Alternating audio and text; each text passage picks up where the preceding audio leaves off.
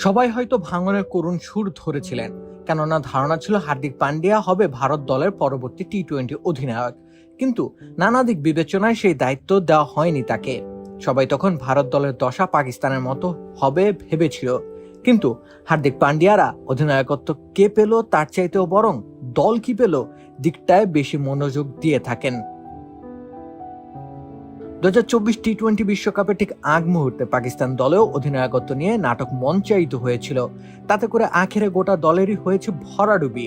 গত দুইবার শিরোপার কাছে পৌঁছে যাওয়া দলটি এই আসরে বাদ পড়েছে প্রথম পর্ব থেকেই। নিতান্তই হতাশাজনক। ভারত টি-20 দলে সূর্যকুমার যাদব অধিনায়ক হওয়ার পর অনেকেই হয়তো ভেবেছিল ভারতও হয়তো এমন কোনো পরিস্থিতির সম্মুখীন হবে, কেননা পুরোটা সময় জুড়েই যে রোহিত শর্মার বদলি হিসেবে ছিল হার্দিকের নাম। কার্যত হার্দিকের তাতে করে মন খারাপ হওয়ার কথা, সেই প্রভাব পড়ার কথা তার পারফরমেন্সে। নতুন এক্সপেল এর নতুন ফর্মুলা আরপিএম ডি ডুয়েল অ্যাকশনে ঘরের মশা বাঁচবে না, বাইরের মশা আসবে না। কিন্তু শ্রীলঙ্কার বিপক্ষে তেমন কোনো কিছুর দেখা পাওয়া গেল না। উল্টো নিজের ফিনিশার সত্তার জানান দিলেন তিনি আরো একটিবার। বৃষ্টিবিঘ্নিত দ্বিতীয় ম্যাচে 9 বলে 22 রানের দুর্দান্ত ইনিংস খেলে তিনি জানান দিলেন যে কোথাও নেই কোনো মনোমালিন্য। দলকে ম্যাচ জিতিয়ে তবে মাঠ ছেড়েছেন তিনি, যদিও বল হাতে সময়টা খুব একটা ভালো যাচ্ছে না তার। প্রথম ম্যাচে শ্রীলঙ্কার বিপক্ষে 41 রান হজম করেছিলেন তিনি, ছিলেন উইকেট শূন্য।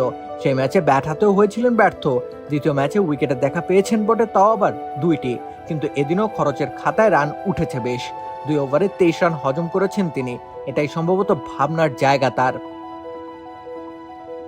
ইনজুরি এসে হানা দেয় মাঝে মধ্যেই, সেই সাথে পারফরমেন্সের ধারাবাহিকতা নেই।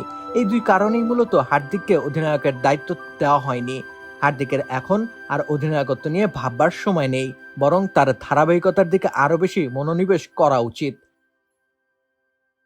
রাকিব হোসেন রুম্মান, খেলা 71।